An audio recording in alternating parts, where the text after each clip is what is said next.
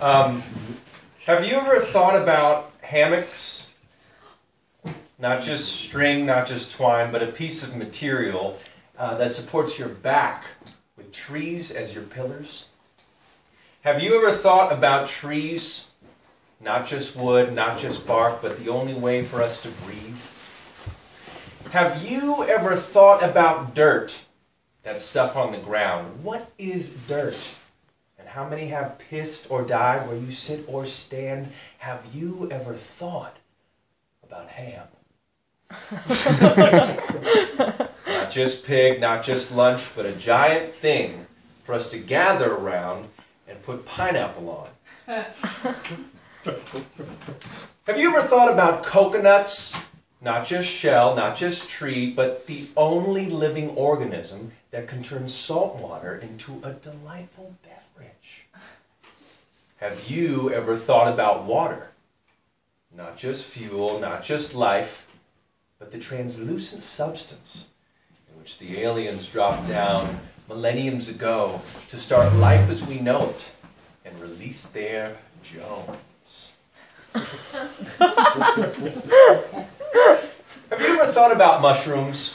Not just fungus and not just in salads, but a creature that grows in the hidden underbush, needing not sunlight nor seed, appearing from nowhere and tasting like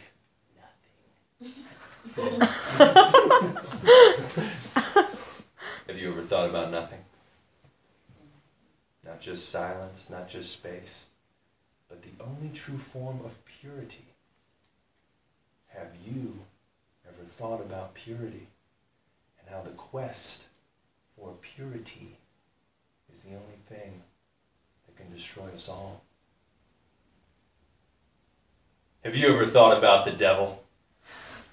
Not just meth, not just Red Man, but the entire Wu-Tang trilogy, right? 9 sweaty guys in a box that just so happens to have a microphone trying to outbark each other and maybe someday say something poetic. Yes!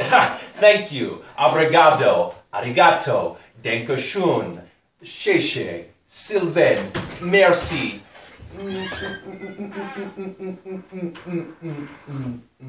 Shukran toda. Shukran. Shukran toda. So what's the difference between a voice and a thought? As in, you're having a thought and you're hearing voices. What's the difference? Right? When you hear a thought, doesn't it come to you in a voice? Don't you hear it? I hear voices. Yeah. Right now I'm hearing a voice. It's my own voice. And you're hearing it too, which means I'm the voice inside your head. Yes, it's me! You finally get to meet me, that's right. I got a little radio job in town. You're driving in your car, you're somewhere, or you're not driving, the radio's not even on, and I just come in there. You're reading on the menu what to get.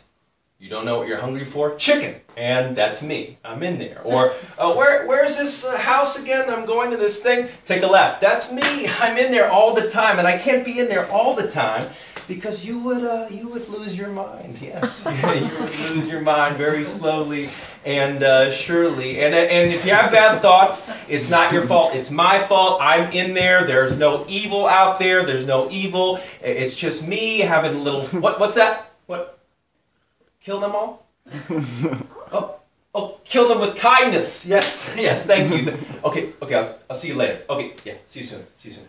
Yeah, that was just a little something because, you know, for me, the voice inside my head is not a voice. It's guidance, you know? And I need guidance often. Last time I was in the mental hospital. It's been quite a few times. Yes, the last time. I found this little ring on the drain. I was taking a shower in my private shower, and a little voice came to me and said, "This is the ring of your future bride." Now, I was hearing voices at the time. I was in the mental hospital, which is where they send you when you tell them you're hearing voices. But I did pick this ring up, and I went to the art class of the mental hospital. And we had little art classes where we paint little boxes, and I painted one box blue and one box red, and I put that ring in the blue box, and I carried the empty red box and the ring blue box out when I left. And I went to the beach, and I had a little ceremony, and I picked up a rock, and I put the rock in the red box, and then I had these two boxes. One had a ring that was blue, and one was red, and it had a rock. And when I finally met Miss Wright, I knew what to do. I waited for the perfect day. It was Day of the Dead. Yes, the perfect day.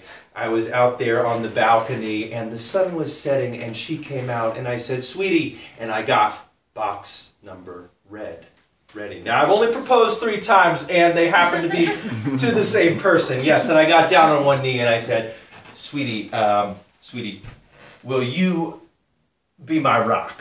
And I pulled out this box, and there was a little rock inside, and she was like, "Yeah, sure, you weirdo." And she continued to walk back in. I said, "Sweetie," and I got box number blue ready, and I said, "Sweetie, will you be my wife?" And I pulled out that ring, and she looked at it, and she said, "That's not a ring."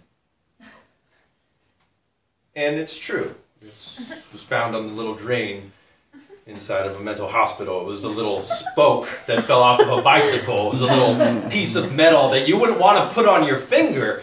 But the shock of rejection shocked me so hard. We went back into the kitchen, and I sat down, and I started to shake, and I started to think of that 1.5 years without her, when I really was thinking about ending my days pretty much every day without her. And you know, when you fall in love and you fall out of love and you start to have those circling regrets, you might have this little imagination that spins every day of you walking out to the Golden Gate Bridge, and maybe Robin is there tweeting to you, a bird. Oh no, it's Robin Williams. Yes, Robin, what's going on, my friend? And you talk in these bird talks, and you try to make sense of sometimes how the most funniest people live the most saddest lives. And I was brought back to that moment there, shaking in that kitchen, full of rejection, thinking about that 1.5 years when life was not living without her. And I got my stuff together, and I purchased a real ring per her request. She said, "See this ring on Etsy? This is my favorite ring of all time. If I were you, I might buy this opal-studded ring. P.S. I'm a size 4.5, and she left the room, and I bought that ring. And I set out to a trip to Arches National Park in the great state of Utah. Yes, you know it well. And there, on that trip, we had a wonderful week full of fights and miscommunication, and me telling her to turn off her phone because, yes, we're in a national park on this trip that I had planned just for you, so please turn off your iPhone and let's go through these monuments and have a great time. And through the arguments and not talking to each other, we finally came back. Hearing Stone Free on the radio by Jimi Hendrix, I thought this is the greatest place on earth to perhaps propose. And there at Delicate Arch, I took a picture of her, and I just thought, what a beautiful woman I have in my presence. It wouldn't be worth all the pain if she wasn't, right? And after about 5 o'clock, the sun was starting to set, and we went off-road to this trail where there were no people. And this trail kept going and kept going and kept going, and there were no people around. And I took her into this field, and we stopped the rental car, and I placed her there, and I went back in the car to get the real ring and the real box. And I got down on my knee for a 3rd and final time and recited the 3 lines in French that I had practiced for a 1.5 months, probably the most terrifying experience of performance I had ever witnessed in my entire life. And I got that ring out, and I was like, "Is this ring good enough?"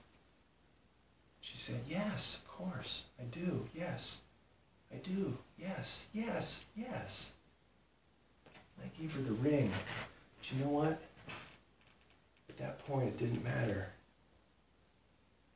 Because I had made it. I was a whole human being. It didn't matter who I was standing next to, because I had completed that arch to the divine. And when you love someone, they're your channel to the divine, but they're not the divine themselves. No one is worth dying for because there's plenty of ones out there. Nobody is worth dying for, especially yourself. And that day, that's how I went from voices